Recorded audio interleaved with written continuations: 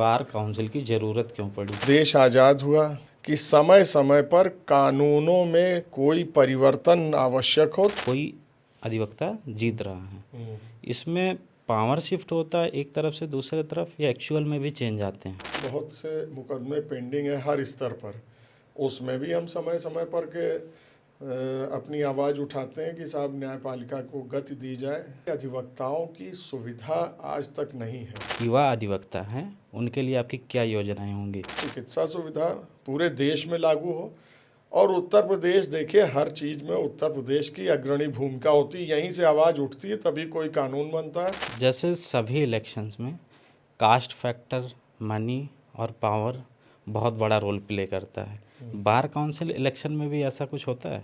बिल्कुल होने लगा है। पहली बार मेरा भी रूबरू हुआ हूँ इस गंदगी से कि 5 करोड़ केसेस लंबित हैं, लोगों को न्याय नहीं मिल पा रहा है।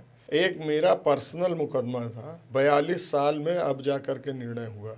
जजेस के ऑर्डर लिखने के लिए समुचित संख्या में स्टेनो नहीं है। जो सुप्रीम कोर्ट और हाई कोर्ट के जज की जो अपॉइंटमेंट होती है, उसमें इतना डिले क्यों होता है? जो वर्किंग आवर्स का हनन हो रहा है, एक बाबू 4 लड़कों को रख करके कचहरियों में काम लेता है। हमारे यहाँ हाई कोर्ट में 10 से 4 न्यायाधीश गण मजदूर की तरह काम करते हैं। जेंडर गैप का मेन रीजन क्या है? जुडिशरी को योग्य लोग चाहिए, तो धीरे धीरे यह निदान हो जाएगा। यदि कोई आम आदमी PIL फाइल करना चाहता हूँ, तो उसकी प्रोसेस क्या होती है? क्या आम आदमी को बार काउंसिल से सीधा कोई फ़ायदा होता है? 60 वर्ष के बाद अगर किसी अधिवक्ता साथी का देहांत होता है तो उनके आश्रितों को कुछ नहीं दिया जाता। बड़ा दुखद है।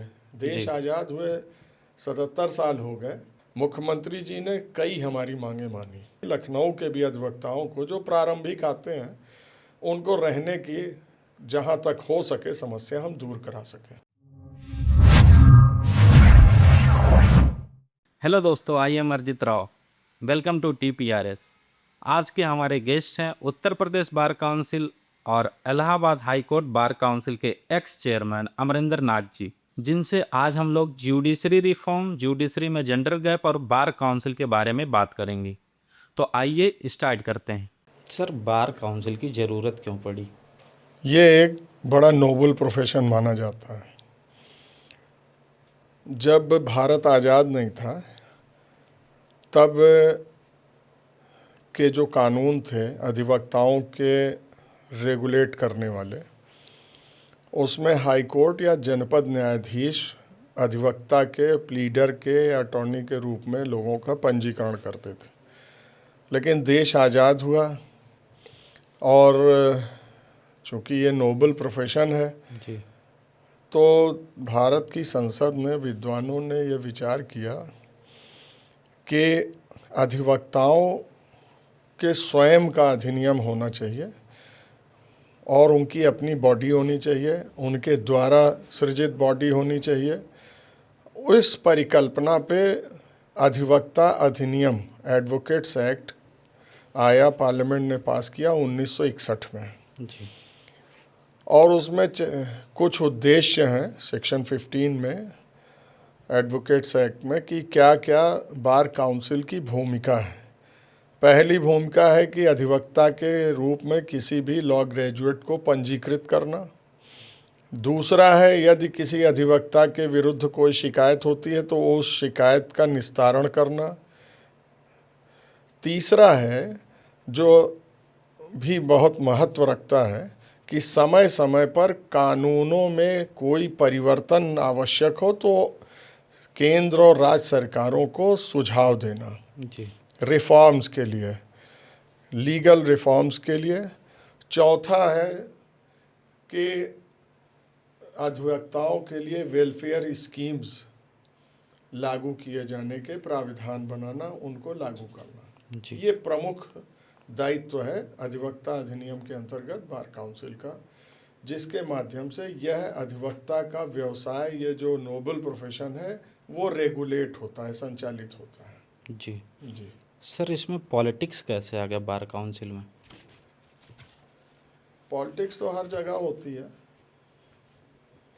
जी, और पॉलिटिक्स आना, देखिए, हमेशा अधिवक्ता तो स्वयं में एक सामाजिक व्यक्ति होता है, वह अपने क्षेत्र का विद्वान भी होता है, जनता की सेवा भी करता है, और राजनीति में भी उसकी बहुत भूमिका है। जब देश आज़ाद हुआ तो भारत की संसद में और विभिन्न विधानसभाओं में अधिवक्ता प्रतिनिधि के रूप में बहुत अच्छी संख्या में थे। अब हमारा उतना हस्तक्षेप नहीं है पार्लियामेंट या विधानसभाओं में, लेकिन एक समय था कि जब हम बहुतायत में चुने जाते थे।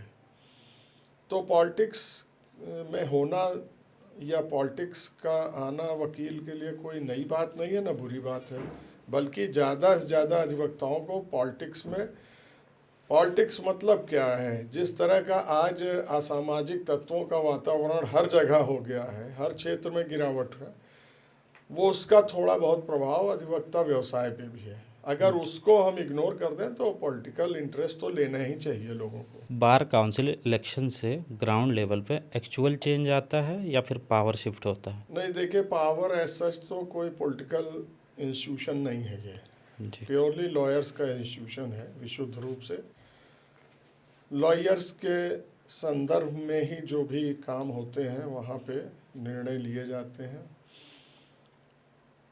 और इसका बाहर पॉलिटिक्स से, किसी पार्टी पॉलिटिक्स से मतलब नहीं है। बहुत से बार काउंसिल के मेंबर विभिन्न राजनीतिक दलों से जुड़े हैं, उनकी वहाँ भूमिका अलग है। सर, जैसे बार काउंसिल में जो इलेक्शन होता है, मैं इसकी बात कर रहा हूँ कि इसमें जैसे कोई इंसान जीतता, कोई अधिवक्ता जीत रहा है, इसमें पावर शिफ्ट होता है एक तरफ से दूसरे तरफ, या एक्चुअल में भी चेंज आते हैं? नहीं, एक्चुअल चेंज तो जो एडवोकेट्स अधिनियम में दायित्व हैं जी। उसी का निर्वहन होना है और करना है, यही हमारी जिम्मेदारी है। क्या आम आदमी को बार काउंसिल से सीधा कोई फ़ायदा होता है? नहीं, आम आदमी, ये तो वकीलों की संस्था है, अधिवक्ताओं की, हर राज्य में बार काउंसिल है, और आम आदमी के लिए ही तो देश का संविधान बना है, कानून बनाए गए हैं। उसमें बार काउंसिल की भूमिका रिफॉर्म सजेस्ट करने की है। कोई भी सुधार बार काउंसिल सजेस्ट कर सकता है पार्लियामेंट को, गवर्नमेंट को। अब किया भी गया है, रेंट कंट्रोल एक्ट में किया गया है, और भी कई मसलों पे किया गया है, जी। अधिवक्ता सुरक्षा पे किया गया है, सामाजिक न्याय पे किया गया है। अब उसमें भूमिका हम लोगों की उतनी नहीं है, लेकिन है, तो इस रूप में हम जनता की सेवा करते हैं। जी। एक दूसरा है, न्यायपालिका में एक बड़ा प्रचार होता है कि बहुत से मुकदमे पेंडिंग है हर स्तर पर, उसमें भी हम समय समय पर के अपनी आवाज़ उठाते हैं कि साहब न्यायपालिका को गति दी जाए, जल्दी समय से वादों का निस्तारण हो, जिससे कि आम जनता को समय से त्वरित न्याय उपलब्ध हो। जी। आप पहले भी उत्तर प्रदेश बार काउंसिल के चेयरमैन रह चुके हैं, और आप Allahabad high court bar council के अध्यक्ष भी रह चुके हैं। तो सर, आपने अपने कार्यकाल में क्या क्या काम किया? बार काउंसिल के चेयरमैन होने से पहले मैं वाइस चेयरमैन था। जी। और बड़ा महत्वपूर्ण प्रश्न किया है। मैं दूसरों की भूमिका का तो उत्तरदायी नहीं हूँ, लेकिन अपनी भूमिका का तो ज़रूर मैं जवाबदेह हूँ, उत्तरदायी हूँ। आपको बता दें, जब मैं वाइस चेयरमैन था तो तत्कालीन चेयरमैन थे वरिष्ठ अधिवक्ता देवी प्रसाद सिंह साहब, जी। जो लखनऊ बेंच के ही अच्छे अधिवक्ताओं में थे, वो चेयरमैन थे बार काउंसिल के। उस कार्यकाल में तत्कालीन सरकार ने 25 गुना कोर्ट फीस में वृद्धि की। कोर्ट फीस में वृद्धि से जनता ही सीधे प्रभावित थी, जो वादकारी था, अधिवक्ता स्वयं में नहीं प्रभावित था। जी। लेकिन ये न्यायालय तो जनता के लिए ही बने हैं, हम लोग उसी को न्याय दिलाते हैं। इस जिम्मेदारी को समझते हुए संपूर्ण प्रदेश का अधिवक्ता खड़ा हो गया, उसने इसका विरोध किया। जी। माननीय उच्च न्यायालय ने उस अधिनियम को स्थगित किया। मैं वाइस चेयरमैन था, और बार काउंसिल को उन्होंने निर्देश दिया कि आप एडवोकेट जनरल और गवर्नमेंट से और एक कमेटी बना करके इसका समाधान निकालिए। तो चूंकि जस्टिस देवी प्रसाद सिंह जो तत्समय में अधिवक्ता थे, जी उनका नाम हाई कोर्ट जजशिप में गया हुआ था, तो थोड़ा सा रिजर्वेशन था, उनके इस में अपना समय देने में सक्षम नहीं था, तो मेरी अध्यक्षता में वो कमेटी बनी और मेरे साथ तत्कालीन 2 लोग और सदस्य के रूप में कमेटी में बने सदस्य, एक श्री पी.के. सिंह, प्रवीण कुमार सिंह आगरा से, और दूसरे श्री शशिकांत गुप्ता, वो बाद में हाई कोर्ट के जज भी बने। जी हम लोगों ने एक रिपोर्ट दी कि अधिवक्ताओं की सुविधा आज तक नहीं है। बड़ा दुखद है, देश जी आज़ाद हुए 77 साल हो गए और अभी भी अधिवक्ता बड़ी विपरीत परिस्थितियों में अपनी जिम्मेदारियों का निर्वहन कर रहा है। वो टीन शेड में बैठ रहा है, उसको अपने से ही बैठने का स्थान, उस बैठने के स्थान पे वो कोई बिजनेस नहीं करता, वो अपने मुवक्किल को बैठाता, उसके लिए लिखा पढ़ी करता है, उसको सलाह देता है और अपना काम करता है। जी। और वह काम क्या है? न्यायिक प्रक्रिया में सहयोग करता है। और अगर किसी को विपरीत परिस्थितियों में ढंग से बैठने की भी जगह नहीं हो तो ये थोड़ी सी दिक्कत है। और उनके लिए लाइब्रेरी नहीं है और भी संसाधन नहीं है। तो ये रिपोर्ट हम लोगों ने दी, तो वो अधिनियम तो समाप्त हो गया, कोर्ट फीस नहीं बढ़ पाई, और वो भी अंग्रेज़ों के समय का कानून था। जी न्याय देना तो सरकार की जिम्मेदारी है, संविधान कहता है न्याय दीजिए सबको। तो ऐसी परिस्थिति में वो रिपोर्ट पे बाद में गवर्नमेंट ने एक्शन लिया, और ये हम लोगों के लिए बड़ी संतोष की बात थी कि हर तहसील स्तर पर अधिवक्ताओं के लिए भवन हुआ। जी उसी के आधार पर ई लाइब्रेरी वितरित हुई, लाइब्रेरियां दी गईं, किताबें दी गईं। और एक महत्वपूर्ण कार्य ये हुआ उसके बाद, जब मैं चेयरमैन हुआ, तो मैं बता दूं 24 अगस्त 2008 ये वो तारीख थी जिस दिन हम लोगों ने एक स्कीम हमने प्रपोज की, वो बार काउंसिल ने स्वीकार की। वो स्कीम ये थी कि हमारे यहाँ बीमा था पहले अधिवक्ताओं का, 60 वर्ष की आयु तक में जिस अधिवक्ता का देहांत होता था उसके आश्रितों को 50,000 रुपया दिया जाता था। 60 वर्ष के बाद अगर किसी अधिवक्ता साथी का देहांत होता है तो उनके आश्रितों को कुछ नहीं दिया जाता। ये पहली स्कीम थी जो मैंने शुरू करवाई, और कुछ मुझे इसको करने का संतोष है।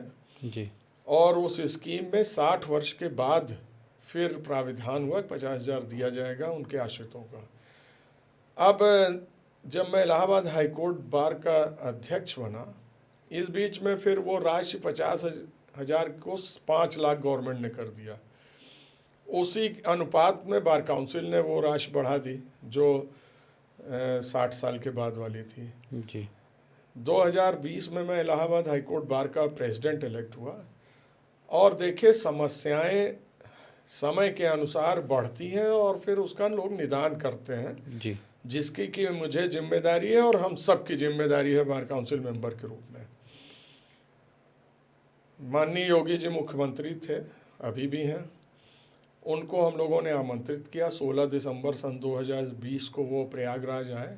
वहाँ हमने उत्तर प्रदेश के सभी अधिवक्ता प्रतिनिधियों का सम्मेलन किया, जी और बहुतायत जनपद के अध्यक्ष महामंत्री उस सम्मेलन में उपस्थित हुए। बड़ी संख्या में अधिवक्ताओं ने भाग लिया, बहुत अच्छा था।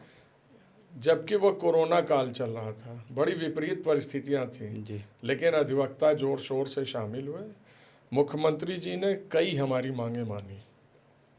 उसमें हम लोगों ने मांग पत्र दिया पढ़ करके उस कार्यक्रम में, और उन्होंने सहर्ष अधिवक्ताओं की पीठ थपथपाई और हमारी मांगों को माना। पहली थी जिसमें उन्होंने 60 वर्ष की आयु जो सीमा थी डेथ क्लेम की, वो बढ़ा के 70 वर्ष कर दी। अब 70 वर्ष की आयु तक अगर किसी के देहांत होता है अधिवक्ता का, तो उसके आश्रितों को 5 लाख दिया जाता है। जी एक महत्वपूर्ण कदम यह हुआ। दूसरा हुआ कि उत्तर प्रदेश अधिवक्ता कल्याण निधि न्यासी समिति एक अधिनियम है, उसके अंतर्गत जो अधिवक्ता सदस्य होते हैं वो 25 साल बाद 1.25 रुपया उनको मैच्योरिटी अमाउंट मिलता था। ये ग्रेच्युटी की टाइप की स्कीम है। उसको योगी जी ने 1.25 बढ़ा करके 5 लाख कर 5 दिया। लाख।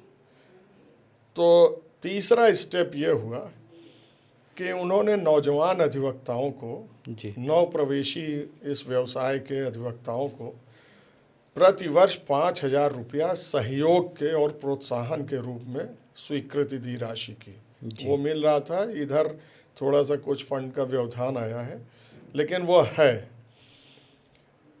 चौथा, इलाहाबाद हाई कोर्ट बार के पास समुचित चैम्बर बिल्डिंग नहीं थी। 640 करोड़ रुपए हमको दिया उन्होंने, और एक भव्य बहुमंजिला अधिवक्ता भवन, जो विश्व में अधिवक्ताओं के लिए ऐसा कहीं भवन नहीं है, जी वो हमको मिला। महामहिम राष्ट्रपति रामनाथ कोविंद जी ने उसका शिलान्यास किया और अब वह तैयार हो गया है। बड़ी भारी बिल्डिंग है। उसमें 2,000 4 पहिया वाहन, 2,000 2 पहिया वाहन और 2,000 कुछ ज़्यादा संख्या में चैम्बर हैं। जी 2 बड़े बड़े हॉल हैं। एक अच्छी लाइब्रेरी भी उन्होंने उसमें उपलब्ध कराई। 9 मंजिला बिल्डिंग है। इसके साथ साथ 5वां ये हुआ है कि हमारे प्रयागराज में हम लोगों की मांग पे हमने कहा कि 2 महत्वपूर्ण केंद्र हैं उच्च न्यायालय के, एक लखनऊ और उससे प्रधान पीठ हमारे इलाहाबाद है, प्रयागराज। अल्लाह। वहाँ पे विभिन्न जनपदों के अधिवक्ता आकर के अपना व्यवसाय किराए के भवन में संघर्ष करते हैं। तो नो प्रॉफिट नो लॉस पे एक प्राविधान कराया गया कि उसमें फ्लैट उनको आवंटित कर दिए जाए। वह उन्होंने स्वीकृत कर दिया। 3,500 वर्ग मीटर की ज़मीन प्रयागराज में दे दी हम लोग को। अब उस पर फ्लैट बनने हैं। समानांतर लखनऊ में भी होना है। अब यहाँ इतना विस्तृत हो गया है, लखनऊ बहुत बड़ा शहर है, जी तो हाई कोर्ट के 4-5 किलोमीटर के अंदर कोई ज़मीन अभी तक उपलब्ध हो नहीं पाई। लेकिन हमारी वार्ता जो हुई सरकार से, कई बार हमने प्रयास किया, तो लगभग वह प्रस्ताव मूर्त रूप लेने की मैं आशा करता हूँ। शीघ्र ही वो मूर्त रूप लेगा कि लखनऊ के भी अधिवक्ताओं को जो प्रारंभिक आते हैं उनको रहने की जहाँ तक हो सके समस्या हम दूर करा सकें। सर, अगर आप इस बार भी इलेक्शन जीतते हैं, और मैं आशा करता हूं आप जीतेंगे, जी। तो जो युवा अधिवक्ता हैं उनके लिए आपकी क्या योजनाएं होंगी? मेरे मन में तो हर अधिवक्ता के प्रति दर्द है। उनके, चूँकि उन्होंने हमें वोट से जिताया है, तो मैं तो सभी के लिए उत्तरदायी हूँ और उनके हितों के लिए भी मेरी जिम्मेदारी है। हम सब की जिम्मेदारी है। सामूहिक निर्णय हम लोग लेते हैं, लेकिन लीड लेने वाला होना चाहिए। जी अभी तो 2-3 चुनौतियां बड़ी भारी हैं। देखिए, अब इलाज बहुत महंगा होता जा रहा है। ऐसी स्थिति में हम लोग वर्क कर रहे हैं इस पे कि अधिवक्ता या उसके परिवार के लोग अगर बीमार होते हैं तो उनके इलाज, जैसे जनता के लिए है, आम जनता के लिए आयुष्मान योजना। तो आयुष्मान योजना के कुछ पैरामीटर्स हैं, हम उसमें नहीं आते हैं, इसलिए हमें उसमें सुविधा नहीं मिलती। लेकिन हम एक बहुत बड़ा वर्ग हैं जो जनता के हितों की रक्षा करता है। जनता इस देश के संविधान का रक्षक है। आम आदमी को, चाहे बड़ा हो चाहे छोटा हो, उसको न्याय दिलाने का काम करते हैं। लेकिन हम अपनी फिक्र नहीं कर पाते हैं। ऐसी परिस्थितियों में हम इस योजना पे काम कर रहे हैं कि आयुष्मान योजना जैसी ही अधिवक्ताओं के चिकित्सा संबंधी योजना लागू हो। एक खाका तो बना है, लेकिन अभी हम लोग राय बात कर रहे हैं कि उसको फाइनल शेप कैसे दिया जाए। इस संदर्भ में मैं आपके माध्यम से बताना चाहूँगा, अभी वो बातें बहुत प्रेस में नहीं कही हैं मेरे द्वारा जी, क्योंकि कुछ काम हो तो कहा जाए। और उसमें केंद्र के लॉ मिनिस्टर से भी बात हुई है जी, उनसे 2 विषयों पे बात हुई है। एक तो चिकित्सा सुविधा पूरे देश में लागू हो, और उत्तर प्रदेश देखिए, हर चीज़ में उत्तर प्रदेश की अग्रणी भूमिका होती है। यहीं से आवाज़ उठती है, तभी कोई कानून बनता है, तभी कुछ निदान होता है। जी दूसरा, एडवोकेट्स के प्रोटेक्शन। पत्रकारों की हत्याएं हो जाती हैं, अधिवक्ताओं की हत्याएं हो जाती हैं। बहुत से हमारे मुवक्किल का जो विरोधी पक्ष होता है वो थ्रेट करता है। जी हमारी सुरक्षा का जो विषय है जी जी उस पे मेरे बार काउंसिल ने मुझे ही दायित्व दिया था उस एक्ट को ड्राफ्ट करने का, एडवोकेट प्रोटेक्शन एक्ट। वो हम लोगों ने राज्य सरकार को दे दिया है और वो अभी वार्ता हुई थी तो उसमें लगभग वो चला गया विधायी समिति को। जी तो मैं उम्मीद करता हूँ, लेकिन अभी जो लॉ मिनिस्टर से बहुत जल्दी वार्ता हुई थी, सेंट्रल लॉ मिनिस्टर से, मेघवाल जी से, तो उन्होंने कहा कि हम इस पे काम कर रहे हैं राष्ट्रीय स्तर पर एडवोकेट प्रोटेक्शन एक्ट लागू करने पे। राजस्थान में एक एडवोकेट प्रोटेक्शन एक्ट है, जी उसकी बहुत चर्चा होती है, लेकिन वो टीथलेस है, उसमें दम नहीं है बहुत। वो अधिवक्ता हितों की सुरक्षा उस प्रकार नहीं करता जैसा एक सुरक्षा का मतलब होना चाहिए। तो प्रयास तो हम लोग का ही है, जी खासतौर से मैं तो विशेष रूप से लगा हूँ कि जल्दी से जल्दी हो। तो बड़ी हिम्मत बढ़ी है कि सेंट्रल लॉ मिनिस्टर, अगर, चूंकि हम लोग केंद्रीय अधिनियम से संचालित होते हैं, एडवोकेट्स एक्ट सेंट्रल एक्ट है, जी तो अगर केंद्र सरकार लागू करती है तो बहुत अच्छी बात है। और ये चुनाव में हम लोग व्यस्त हो गए, ये जैसे ही ख़त्म होता है तो हम लोग फिर अपनी पुरानी भूमिका में आएंगे और दबाव डालेंगे कि एडवोकेट प्रोटेक्शन एक्ट और मेडिकल, जी ये दो मेरे बहुत बड़े एजेंडे हैं। एक एजेंडा और है, अधिवक्ताओं को कंटेम्प्ट के दायरे से बाहर रखा जाए। जी ये जरा सा न्यायपालिका से जुड़ा विषय है, जी लेकिन अमूमन मैं देखता हूँ कि ख़ास तौर से किसी भी प्रकार के विरोध पे अधिवक्ताओं पे कंटेम्प्ट हो जाता है, जी ये कह के कि हमारे न्यायिक कार्य में शामिल न रहने से आम जनता का नुकसान हुआ। उसका मेरे पास जवाब है, आप अगर जानना चाहेंगे तो मैं बताऊंगा, लेकिन मैं चाहता हूं कि हम समाज के लिए, और न्यायालय खुद कहता है कि हम ऑफिसर ऑफ कोर्ट हैं, जी अधिकारी हैं न्यायालय के, एक जी अंग हैं, तो हमें उस रूप में ट्रीट किया जाए, न कि हमें दुश्मन के रूप में समझा जाए। और मैंने एक चीज़ नोटिस की है, मैं ऐसे ही देख रहा था तो मैंने जनरली नोटिस किया कि इलाहाबाद जो हाई कोर्ट के अधिवक्ता होते हैं उन पे कंटेम्प्ट ज़्यादा होता है।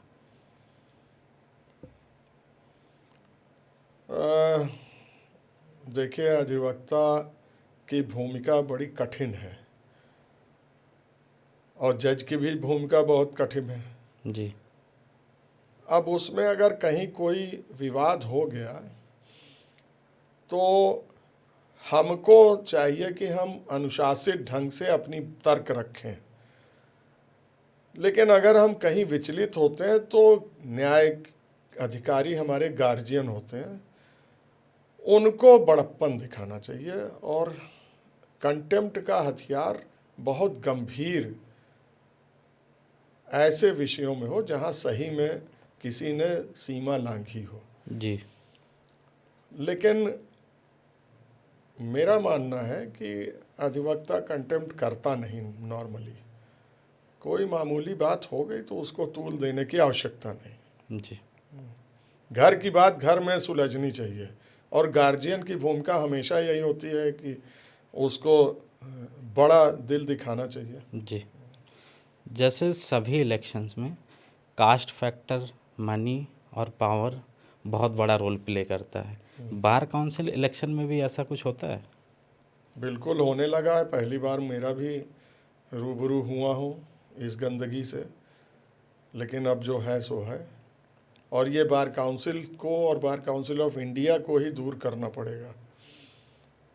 अगर मैं इसको बोलूँ दूर करने के लिए, आप क्या सजेशन देंगे बार काउंसिल ऑफ इंडिया को? बहुत महत्वपूर्ण दो काम करने होंगे। जी एक तो स्तरहीन लॉ कॉलेजेस पे प्रतिबंध लगाना होगा। जी विधि शिक्षा की गुणवत्ता पे विशेष ध्यान देने की ज़रूरत है। अच्छे लोग पढ़ें, मन से पढ़ें, वो चाहे कॉरपोरेट में जाएं, व्यवसाय कुछ भी करें, लेकिन जब तक वो शिक्षा प्राप्त कर रहे हैं विधि की, क्योंकि वही जो लॉ ग्रेजुएट होएगा वही वकालत के प्रोफेशन में आएगा। जी तो पढ़ा लिखा होना चाहिए, जी सिंसियर होना चाहिए, अपने पेशे के प्रति वफादार होना चाहिए। हम किसी के ज़िंदगी, किसी की आशा पे, हम उसकी उम्मीदों पे न्यायालय में न्याय दिलाते हैं। जी उसमें कहीं कोई टीका टिप्पणी का अवसर नहीं देना चाहिए। जी तो लीगल एजुकेशन का स्टैंडर्ड बढ़ना चाहिए। दूसरा, जो वकालत में एंट्री है, जी अभी उसमें बहुत कुछ चेक करने की ज़रूरत है। बार काउंसिल उत्तर प्रदेश ने एक इंटरव्यू का प्रोसेस शुरू किया है और बार काउंसिल ऑफ इंडिया वकालत सर्टिफिकेट ऑफ प्रैक्टिस का एक एग्ज़ामिनेशन लेती है, लेकिन अभी भी थोड़ा सा कड़ाई आवश्यक है। थोड़ा इसमें और गुणवत्ता बढ़ाने की ज़रूरत है कि वही लोग वकालत में आवें जो निश्चित करके आते हैं कि हमें वकालत करनी है, क्योंकि यहाँ कोई आमंत्रण नहीं है, जी कोई खाल, ये तो एक समुद्र है जहाँ आप अपनी योग्यता से, काबिलियत से और अपनी पढ़ाई लिखाई के आधार पर जनता की भी सेवा करेंगे और अपने रोजी रोटी भी कमाएंगे। आपके अनुसार उत्तर प्रदेश न्याय व्यवस्था में सबसे बड़ी चुनौतियां क्या हैं? अभी आपने एक प्रश्न पूछा था जी कि बार काउंसिल में जात और पैसे का भी प्रवेश हो गया है। देखिए, अब हम कॉरपोरेट दुनिया हो रही है, पूंजीवाद का महत्व बढ़ा है और ऐसे समय में न्यायपालिका की भी बहुत गंभीर चुनौती है। वो अधिवक्ता के लिए भी है और न्यायिक अधिकारियों के लिए भी है, जी हर स्तर पे। और चुनौती जो आप पूछ रहे हैं, मुझे लगता है कि न्यायपालिका को एज ए होल, हम हो चाहे जज हो या कर्मचारी हो, वो कहीं ना कहीं अपने को ब्यूरोक्रेसी से कंपेयर करने लगे हैं। हमारा बहुत ऊंचा स्थान रहा है। इस देश की आज़ादी से लेकर के जितने रिफॉर्म हुए उसमें अधिवक्ताओं की बहुत बड़ी भूमिका है और आज भी है और रहेगी। जी जब तक लोकतंत्र है जीवित, तब तक अधिवक्ताओं की भूमिका को नकारा नहीं जा सकता। मैं समझता हूँ कि हमें ब्यूरोक्रेट की तरह बिहेव नहीं करना चाहिए। जी ब्यूरोक्रेसी के अपना कल्चर है, अपने तौर तरीके हैं। हम न्याय देने वाली संस्था हैं, हम न्याय दिलाने वाली भूमिका में हैं। ये एक बड़ा ऊंचा काम है, बहुत पवित्र काम है। जी इसको दिमाग में रख करके अगर हम चलें तो इस न्यायपालिका की, इस इंस्टीट्यूशन की हम गुणवत्ता बनाए रहेंगे और इसकी रक्षा कर सकेंगे और संविधान की और लोकतंत्र की भी रक्षा होगी। सर, अभी कोर्ट में 5 करोड़ से ज़्यादा केसेस पेंडिंग हैं। इसके मेन रीजंस क्या क्या हैं? हमारे जो देश के भाग्य विधाता लोग हैं, संविधान के 3 पाए हैं। एक चौथा माना जाता है प्रेस को। जी संविधान लागू करने के लिए, उसकी रक्षा करने के लिए इन 3 पायों की जिम्मेदारी है कार्यपालिका, विधायिका और न्यायपालिका। तीनों के लिए यह चिंता का विषय होना चाहिए कि 5 करोड़ केसेस लंबित हैं, लोगों को न्याय नहीं मिल पा रहा है, तो उसका समाधान ढूंढना चाहिए। जी अब दिक्कत यह है कि जिनके केसेस पेंडिंग हैं उनके लिए ये पॉलिटिकल इशू नहीं है, न राजनीतिक दलों के लिए ये पॉलिटिकल इशू है। उनके एजेंडे में भी आप नहीं कहीं पाएंगे कि वो न्यायपालिका के लिए भी कुछ सोचते हो कि जो वादकारी है, जो न्याय की इच्छा रखने वाला है। एक मेरा पर्सनल मुकदमा था, 42 साल में अब जा कर के निर्णय हुआ। जी तो आप उस दर्द को समझ लीजिए कि एक गांव का किसान गरीब है, झोपड़ी में रहता है, अगर उसका चकबंदी का कोई मुकदमा हो गया या घूर का हो गया या जहां गोबर ओबर फेंका जाता है, ऐसे बहुत से मुकदमे हैं, अपीलें पेंडिंग हैं। छोटे छोटे मुकदमे विषय, लेकिन उनके लिए तो बड़ा है ना, जी वो भी 30-40 साल से पेंडिंग है। तो सर इसका मेन रीजन क्या है पेंडिंग इसका होने मेन रीज़न है समुचित संख्या में न्यायिक अधिकारियों की कमी। सुप्रीम कोर्ट के अलावा सारे हाई कोर्ट्स में जज रिक्त हैं, में? जी पद रिक्त हैं, कम से कम 1/3 पद रिक्त हैं। दूसरा मेन रीज़न है कि न्यायिक अधिकारियों के साथ साथ ये न्यायिक कर्मचारियों के भी पद रिक्त हैं। आपको ये जान करके, ये आपके लिए मैं एक सूचना दे रहा हूँ जी कि हमारे यहाँ इलाहाबाद हाई कोर्ट में जजेस के ऑर्डर लिखने के लिए समुचित संख्या में स्टेनो नहीं है। उनको भी कर्मचारी समय पे और समुचित संख्या में उपलब्ध नहीं है। यही हाल जनपद न्यायालयों में है। सरकार जो है उसने न्यायिक व्यवस्था को इतने तोड़ दिया है, ट्राइब्यूनल्स में, पारिवारिक न्यायालय, ये न्यायालय, वो न्यायालय, ग्राम न्यायालय तक पहुंच गया है मामला। लेकिन इंफ्रास्ट्रक्चर भी होना चाहिए। जी न्यायिक व्यवस्था को मजबूत और उत्तरदायी बनाने की ज़रूरत है। ये दुनिया भर घर घर अदालत खोलने से काम नहीं चलेगा, उसके लिए एक इंफ्रास्ट्रक्चर चाहिए। इंफ्रास्ट्रक्चर की सुविधा। न्यायालयों में लिटिगेंट्स जो जाता है उसके लिए समुचित प्रसाधन की व्यवस्था नहीं। महिला अधिवक्ताओं के लिए प्रसाधन की समुचित, अधिकारियों तक को, तो ये तो बड़ी नैसर्गिक और बेसिक आवश्यकताएं हैं, वो तक नहीं है आज। खास तौर से मैं उत्तर प्रदेश में तो ये महसूस कर रहा हूँ। दूसरे राज्यों में भी जाते हैं तो देखते हैं कि लोग बहुत सुखद स्थिति में नहीं है। एक न्यायालय भवन बन रहा है, अभी मुख्यमंत्री जी ने 4-5 न्यायालय भवन का शिलान्यास हुआ है, भारत के मुख्य न्यायाधीश भी आए थे उसमें। जी तो उन्होंने एक बड़ी अच्छी बात कही कि इंटीग्रेटेड कॉम्प्लेक्स बनेगा, तो उसमें अधिवक्ता का चैम्बर भी होगा और न्यायालय कर्मचारियों और आज सबका ऑफिस होगा और न्यायालय कक्ष होंगे। पहले भी एक ज़माने में हुआ करता था, जो अदालतें बनी आप देखेंगे अधिवक्ताओं के लिए चैम्बर वगैरह सब था, सुविधाएं थी। जी लेकिन ये विगत कुछ वर्षों में पिछड़ गया मामला, बड़ा उपेक्षित रहा है दृष्टिकोण न्यायपालिका की तरफ। उसकी वजह से बहुत बातें नहीं हो सकी जिनका होना आवश्यक है। अगर मैं पिछले इंफ्रास्ट्रक्चर बहुत ज़रूरी है प्रॉपर। जी अगर मैं इंफ्रास्ट्रक्चर को पिछले 10 साल में और आज को कंपेयर करूं तो आपको क्या लगता है, इम्प्रूवमेंट हुआ है कुछ या बहुत धीरे इम्प्रूवमेंट हो रही है? अब समुद्र में एक गिलास पानी डाल दिया, यही इम्प्रूवमेंट है। जी जो होना चाहिए उतना नहीं है। जी आज भी लिटिगेंट बड़ी अच्छी मात्रा में कोर्ट फीस देता है।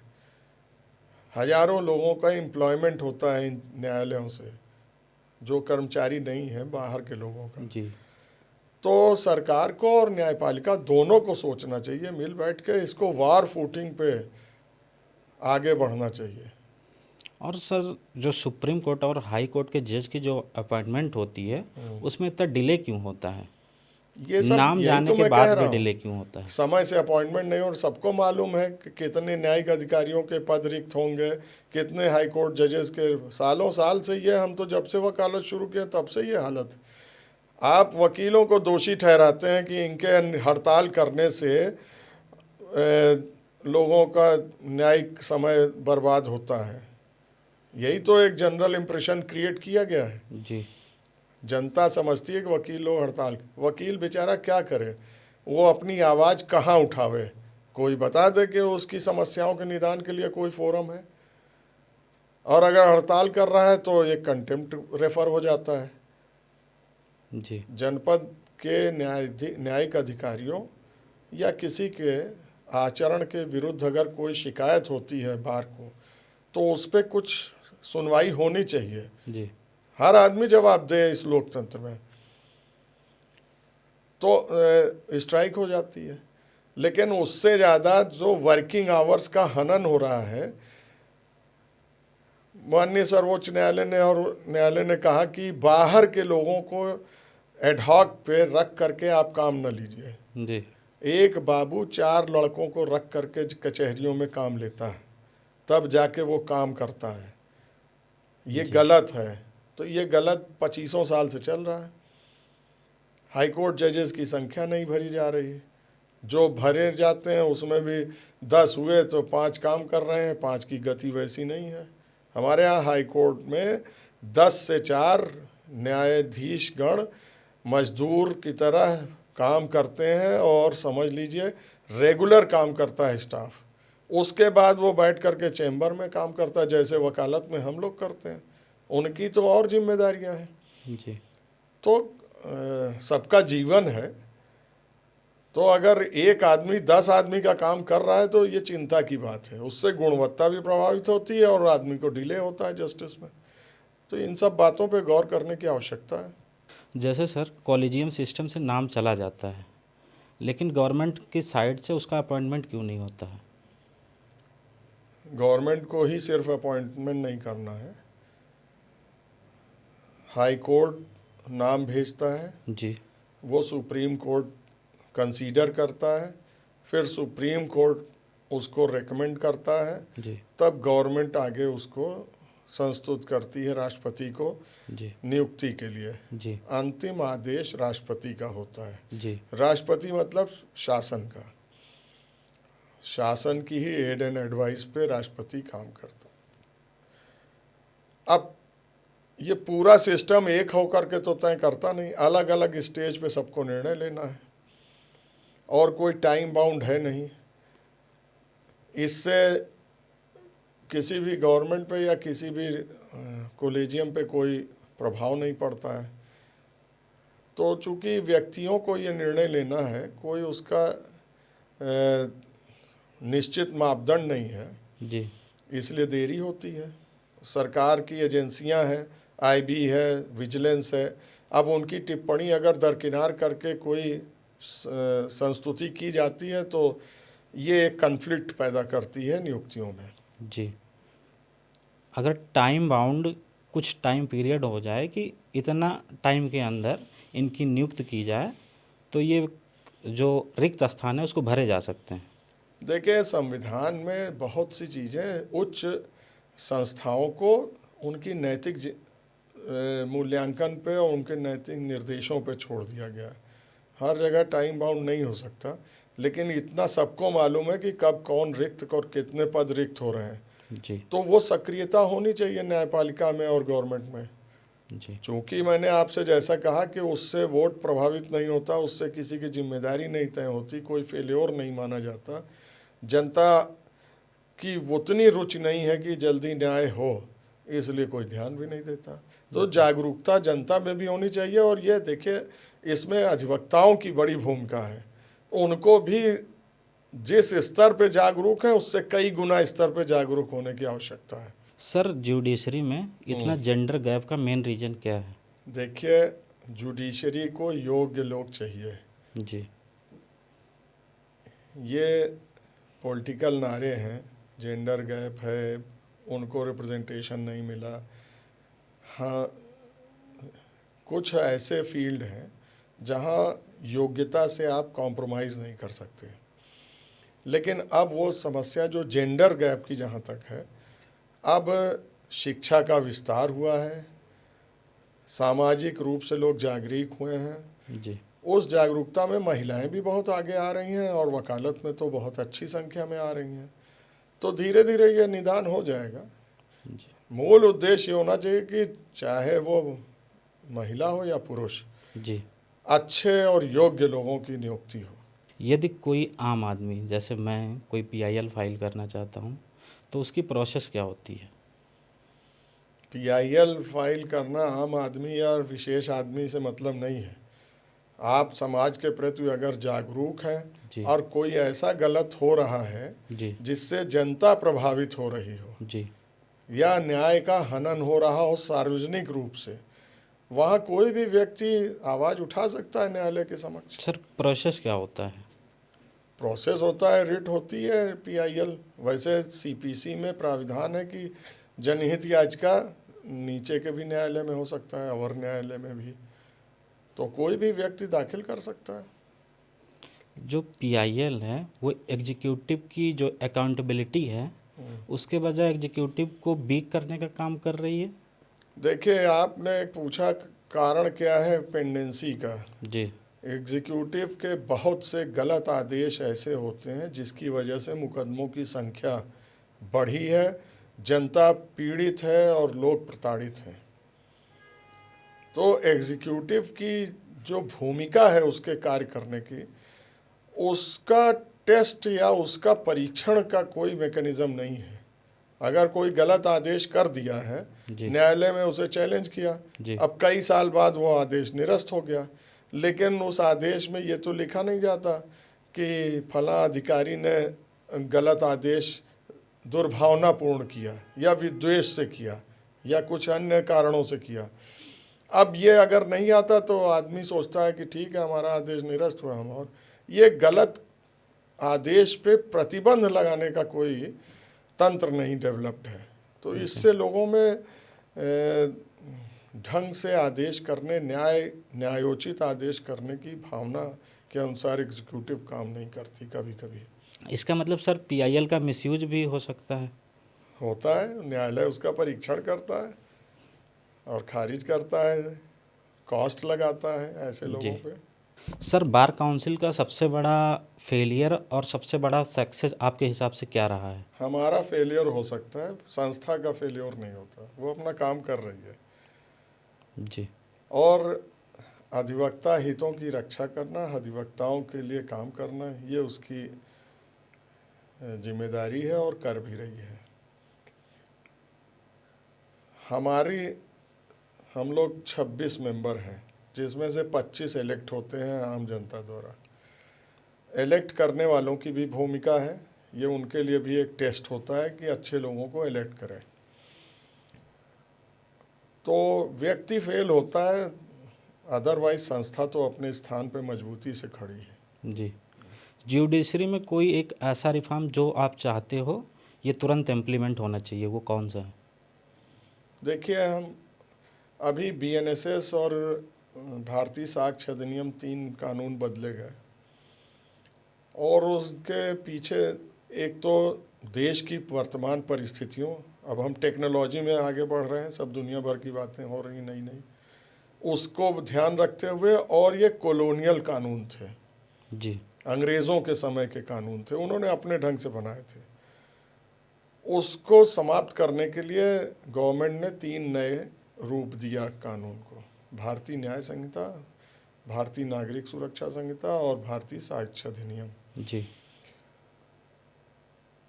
ऐसे ही न्यायिक व्यवस्था को भी उस साम्राज्यवादी सोच और तंत्र से बाहर निकालने की आवश्यकता है, जिसमें अधिवक्ताओं के अधिकारों की रक्षा करने के लिए, उनके हितों की रक्षा करने, उनकी संपत्ति की रक्षा करने के लिए, इन्हीं सब बातों के लिए आदमी न्यायालय आता है। जी। उसके लिए त्वरित न्याय का प्राविधान होना चाहिए। और जो अभी आपने पूछा था कॉलेजियम सिस्टम नियुक्तियों पे, जी। उसमें सुधार होना चाहिए, ट्रांसपेरेंट होना चाहिए, क्योंकि ऐसे भी बहुत से लोग नियुक्त हो रहे हैं, होते आए हैं, जी। जिनकी निष्ठा भी संदिग्ध रही है और कार्य क्षमता भी प्रश्न चिन्ह के दायरे में रही है। और न्यायिक व्यवस्था को फाइनेंशियल ऑटोनॉमी भी होनी चाहिए, जिससे कि कहीं क्या आवश्यकता है उसके लिए बहुत, अब कहीं कचहरी की भवन का निर्माण होना है, पद सृजित होने हैं, कुछ रिक्रूटमेंट होना है, तो उसमें बहुत लाल फीताशाही से न गुजरना पड़े, त्वरित निर्णय हो। जी। ऐसी व्यवस्था हम उम्मीद करते हैं होनी चाहिए। जुडिशियल रिफॉर्म क्या बिना पॉलिटिकल विल के सक्षम है? बिल्कुल नहीं है। तीनों अंग हैं, कार्यपालिका, न्यायपालिका, विधायिका, जी। तीनों को एक स्तर पे ब्रह्मा विष्णु महेश की अंडरस्टैंडिंग है कि वह समाज के हितों को ध्यान में रख करके निर्णय ले, कार्यान्वित करें। जी। तो तीनों की सहमति चाहिए, तीनों की एकता चाहिए और पायस विल चाहिए। जी। उद्देश्य साफ सुथरा होना चाहिए और आवश्यक है कि वह उसको लागू किया जाए। जो अधिवक्ता इस चुनाव में मतदान करने वाले हैं, आप उन्हें क्या संदेश देना चाहेंगे? मेरा तो आग्रह है कि हम लोग एक जिम्मेदार दायित्व का निर्वहन अधिवक्ता के रूप में करते हैं और उसी जिम्मेदारी और संवेदना से अपना प्रतिनिधि भी चुनें। त्वरित निर्णय न करें, मूल्यांकन करें और अच्छे लोगों को वोट करें। जी, thank you so much sir, अपना कीमती समय देने के लिए। बहुत बहुत धन्यवाद।